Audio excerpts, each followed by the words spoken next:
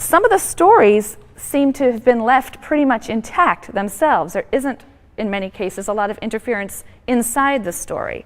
Only a few interpolations that express the editor's theology of history. But the editor's theology of history is best seen in the preface to the book, this preface that frames the book.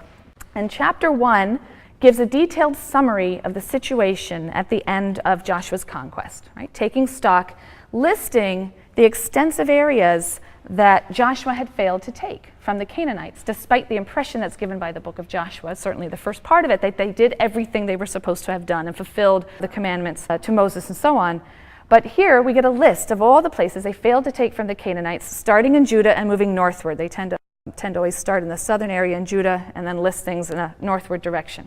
Then in Judges 2, verses 1 through 5, an angel appears before Joshua's death, and the angel recounts God's redemption of the Israelites from Egypt and then quotes God as follows: "I will never break my covenant with you, but you, for your part, must make no covenant with the inhabitants of the land. You must tear down their altars." That's a phrase that's found in Deuteronomy 12. Again, one of those phrases that makes us link Deuteronomy with all of these subsequent books, and we refer to it all as a school, the Deuteronomistic school, because you have these phrases from Deuteronomy that will be peppered throughout the rest of these books.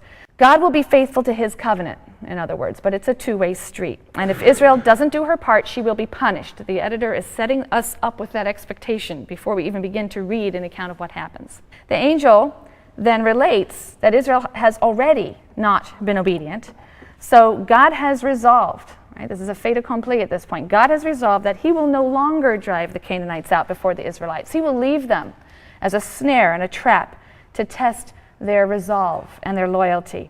So it's a very far cry from the idealized portrait that we had in the first half of the book of Joshua. So that opening announcement, listing all of the ways in which they have failed to take the land, and the visit by the angel who tells them you've already failed in so many ways, and so God's not even going to help you to rout the Canaanites any longer, that's followed then in a section from chapter 2, verse 11, through chapter 3, verse 6, and this is a kind of prospective summary, right? A summary before the fact of the nation's troubles. And this is a passage that expresses the editor's judgment on the nation of this period. "Another generation arose after them, which had not experienced the deliverance of the Lord, or the deeds that he had wrought for Israel. And the Israelites did what was offensive to the Lord," what was evil in the eyes of the Lord, right? An important phrase, what was evil in the eyes of the Lord. "They followed other gods from among the gods of the peoples around them, and bowed down to them. They provoked the Lord.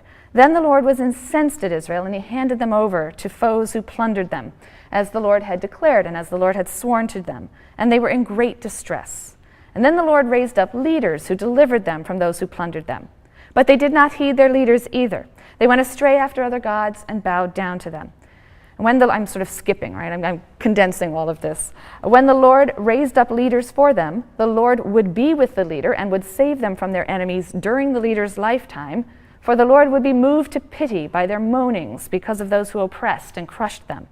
But when the leader died, they would again act basely, even more than the preceding generation, following other gods, worshiping them and bowing down to them. They omitted none of their practices and stubborn ways." So in short, it's the view of the Deuteronomistic historian, expressed here in Judges, that Israel's crises are caused by her infidelity to Yahweh through the worship of Canaanite gods. And for this sin, God sells the Israelites to their enemies, and then, moved to pity when they cry out under the oppression, he raises leaders to deliver Israel